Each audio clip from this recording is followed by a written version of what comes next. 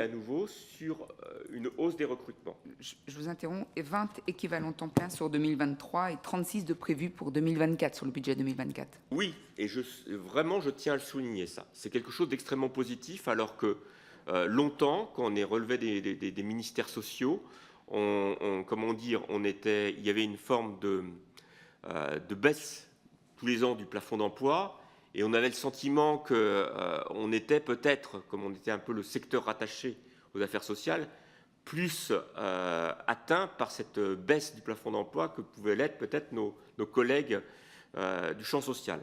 Mais c'est quelque chose qui est tout à fait louable, et moi je tiens j'allais dire, à souligner l'investissement de nos ministres de tutelle pour faire en sorte qu'on puisse regonfler les effectifs. Mais malgré tout, au regard de cette chute très marquée des effectifs, c'est quelque chose qui est problématique.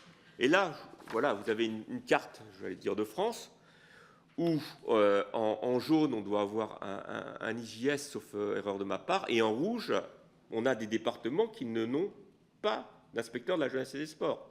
Donc, on se retrouve quand même assez démunis pour intervenir au regard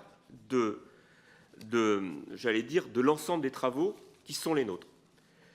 Je voulais vraiment faire un focus très important, même s'il y a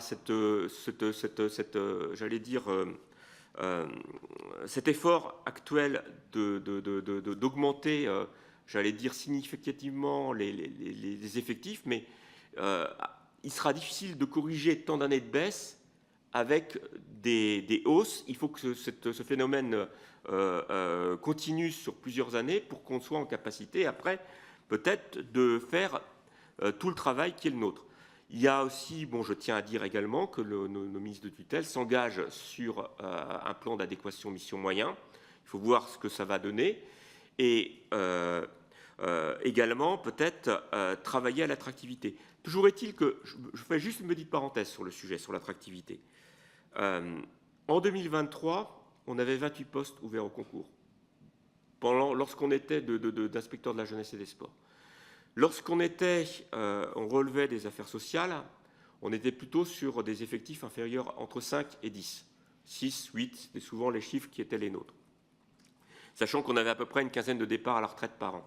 Donc ça ne permettait pas de... Voilà. Le problème, c'est qu'on n'arrive pas à recruter à hauteur des 28 postes ouverts. On n'a eu que 20 recrutements l'an dernier. 20 recrutements parce qu'on avait, pour tout vous dire, 350 inscrits au concours, 51 présents aux épreuves d'admissibilité, un ratio de 1 à 7, parmi les plus faibles. Il y a un problème aussi d'attractivité du corps. Et le fait que l'on ne soit pas, en termes de rémunération, je fais juste une petite parenthèse, aligné sur nos homologues de l'éducation nationale, IEN et IAIPR, qui relèvent de la même CAP de catégorie que nous, fait qu'on est moins attractif en termes de recrutement qu'eux. Et ça pose véritablement problème. Je clôt la parenthèse. Excusez-moi, j'ai dévié un peu du sujet. Autre point peut-être que je voulais aborder, mais vous me dites si c'est qu'en termes de difficultés pour la mise en œuvre de ces politiques, dans le champ donc, de la lutte et de la prévention contre les incivilités, violences dans le sport, les violences sexistes et sexuelles dans le sport, pour nous, il y a un manque de cadrage.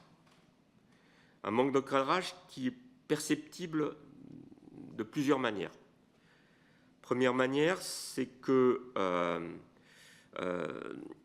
on manque de cadrage un petit peu juridique. On a deux types de procédures qui sont prévues par le Code du sport en matière de police administrative.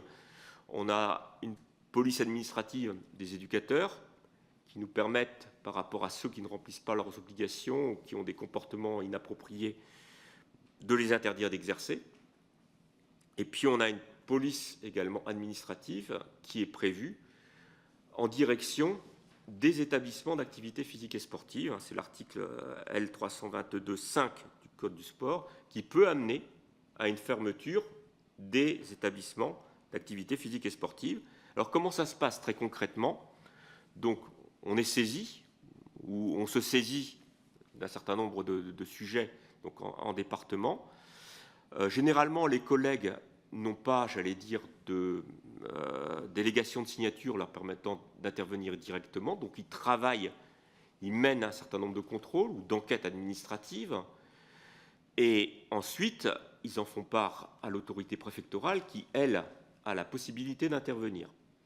Et l'autorité préfectorale peut prendre après les mesures de police administrative sur proposition des collègues qui leur présentent généralement une note et leur rédigent en quelque sorte, mettons, des arrêtés d'interdiction d'exercer ou des arrêtés de fermeture pour les établissements d'activité physique et sportive.